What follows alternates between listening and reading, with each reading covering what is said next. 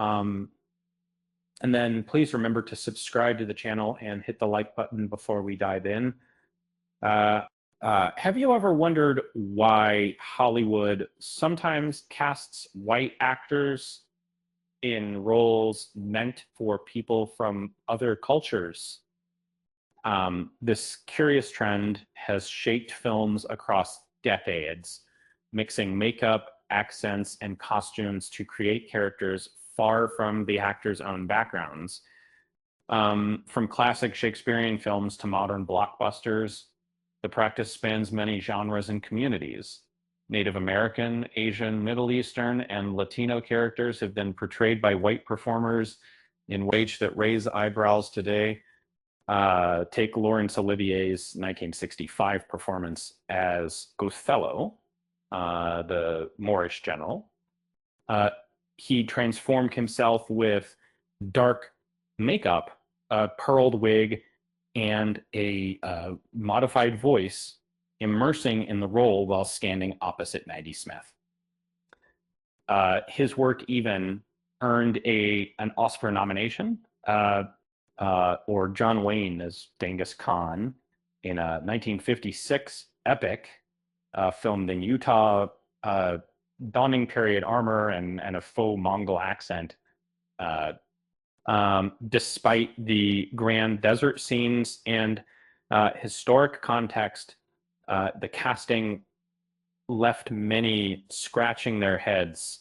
Many remember Mickey Rooney in Breakfast at Tiffany's playing Holly Golightly's Japanese neighbor, with makeup and exaggerated mannerisms, an iconic yet controversial portrayal remembered for all the wrong reasons.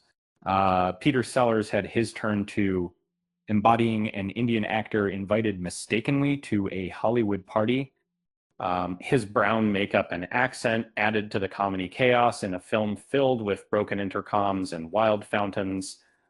Charlton Heston appeared as a Mexican narcotics official with darkened skin and tailored wardrobe, navigating a border town shaken by a bombing and touch of evil.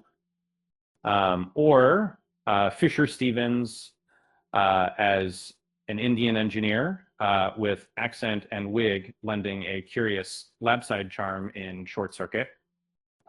Even Emma Stone joined the mix, playing a character with Chinese and native Hawaiian roots in a 2015 movie set among Hawaiian cultural backdrops, sparking discussions about authenticity and casting choices. Scarlett Johansson took on a Japanese manga heroine in Ghost in the Shell, sporting tactical suits and cybernetic flair, while Rooney Mara fought as Tiger Lily among Neverland's tribes, painted and armored for combat in a fantasy land. Going further back, Louise Rayner won an Oscar portraying a Chinese farmer's wife with makeup and California sets standing in for rural China. And Katharine Hepburn played a Chinese villager turning resistance fighter in a war drama filled with heartfelt village scenes. Marlon Brando's take on an Okinawan interpreter involved makeup tweaks and accent work, guiding soldiers through post-war projects, while Burt Lancaster donned bronze skin and traditional warrior attire as a Chiricahua Apache resisting removal in the American Southwest. Robert Downey Jr. went a step further, playing an Australian actor who darkened up to play a black soldier in Tropic Thunder, a meta performance that juggled humor and controversy in the jungle. Johnny Depp brought to life a Comanche warrior with painted face and crow headdress in a Western adventure, while Ben Affleck portrayed a Cuban-American CIA officer navigating Kent's hostage and rescues with precise tradecraft and calm cool. Al Pacino's Cuban drug lord in Scarface spoke with accent and wore scars as he rose through Miami's underworld, a gritty role that painted vivid streets and nightclub backdrops. And Linda Hunt famously played a male Chinese-Australian photojournalist, transforming her voice and style so convincingly that she won an Academy Award for Best Supporting Actress in a politically charged drama set in Jakarta.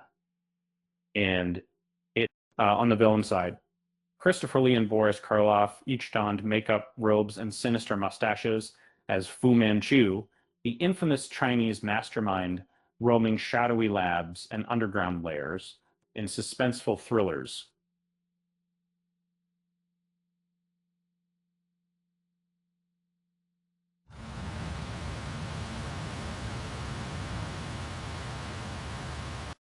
Warner Oland, starring as Detective Charlie Chan, used subtle makeup and mustaches to become a Chinese sleuth in Shanghai. A role filled with intrigue, coded messages, and exotic club scenes that became a film series staple. With examples like these, Hollywood's history feels like a masquerade ball where makeup and accents tried to hide the truth. But sometimes it's the masks that tell the wildest stories. Speaking of masks, why did the actor bring a ladder to the shoot?